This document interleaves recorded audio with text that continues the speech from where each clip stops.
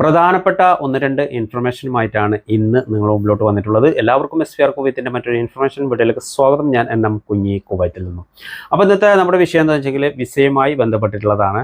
ഇങ്ങനെയുള്ള വീഡിയോ ചെയ്ത് കഴിഞ്ഞെങ്കിൽ ഒരു 10-15 ദിവസത്തേക്ക് എനിക്ക് ഉറക്കമൊന്നും ഉണ്ടാവാറില്ല. കാരണം രാത്രി 12 മണി കഴിഞ്ഞെങ്കിൽ നെറ്റ് കോൾ വരും. അതിൽ കുറേ ഭീഷണിപ്പെടുത്തൽ, തെറിവിളി ഇങ്ങനെയൊക്കെ ആയിട്ട് ആവാറാണ് പതിവ്. ഞാൻ ആ കോള് എടുക്കാറില്ല, അത് മൈൻഡും ചെയ്യാറില്ല. ചിലപ്പോൾ എടുത്തു കഴിഞ്ഞെങ്കിൽ തെറിവിളിയോട് തെറിവിളിയായിരിക്കും.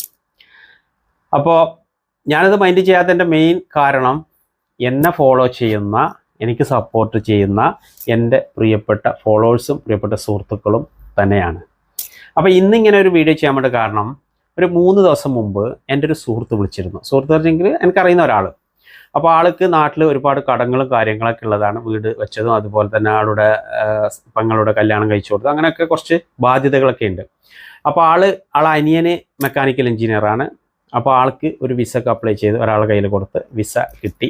വിസ കിട്ടിയപ്പോൾ എന്നോട് ചെക്ക് ചെയ്യാൻ വേണ്ടി എനിക്ക് അയച്ചു തന്ന് നോക്കുമ്പോൾ ആ വിസ മുബാറക് കബീർ. അപ്പോൾ ആൾ ഇങ്ങോട്ട് വരാനുള്ള പ്രധാനപ്പെട്ട കാരണം ഇവിടെ എത്തിക്കഴിഞ്ഞെങ്കിൽ ഏതെങ്കിലും നല്ല ജോലിയിൽ കയറിയിട്ട് വിസ അങ്ങോട്ട് മാറ്റി അടിക്കുക എന്നുള്ളതാണ്. ഇങ്ങനെ ഈ മുബാറക് കബീർ വിസ എടുത്തിട്ട് പറ്റിക്കപ്പെട്ട ഒരുപാട് ആൾക്കാരുണ്ട് ഇവിടെ കുവൈത്തിൽ. അതായത് നല്ല കഴിവുള്ള ആൾക്കാർ, നല്ല പ്രൊഫഷണൽ ആൾക്കാർ, ഇവിടെ എത്തിയിട്ട് വിസ മാറ്റാൻ പറ്റാതെ പെട്ടുപോയ ഒരുപാട് ആൾക്കാരുണ്ട്. അപ്പോൾ എൻ്റെ പ്രിയപ്പെട്ട സുഹൃത്തുക്കളോട് എനിക്ക് പറയാനുള്ളത്, നിങ്ങൾ ഇങ്ങനെയുള്ള വിസ എടുക്കുമ്പോൾ ആ വിസ കറക്റ്റായിട്ട് നിങ്ങൾ മനസ്സിലാക്കണം. അത് മാറ്റാൻ പറ്റുന്നതാണോ, മുബാറക് കബീർ ആണോ അല്ലെങ്കിൽ അഹലിയാണോ, അത് ഒന്ന് പഠിക്കണം. അപ്പോൾ സുഹൃത്തുക്കൾ ചോദിക്കും ഇതെങ്ങനെ മനസ്സിലാക്കാമെന്ന്.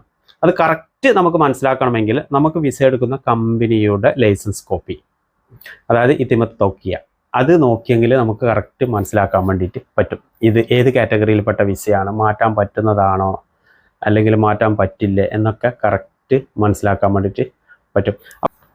അതുപോലെ തന്നെ കൊറോണയ്ക്ക് മുമ്പ് ഇവിടെ ഒരുപാട് ഇങ്ങനത്തെ വിസൻ്റെ ഇഷ്യൂസും കാര്യങ്ങളൊക്കെ ഉണ്ടായിരുന്നു.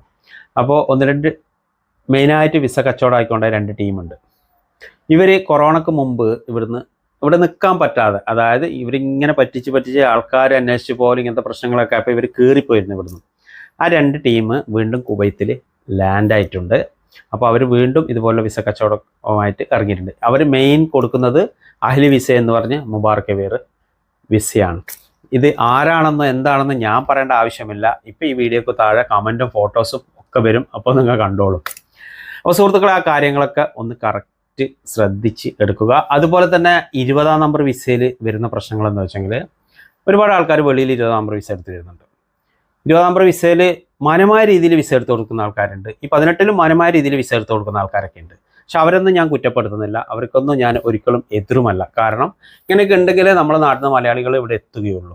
പക്ഷെ ഇതിൻ്റെ ഇടയിൽ കയറി ഈ വഞ്ചന നടത്തുന്ന കുറച്ച് ആൾക്കാരുണ്ട്. അവർക്ക് എതിരെയാണ് ഞാൻ സംസാരിക്കുന്നത്.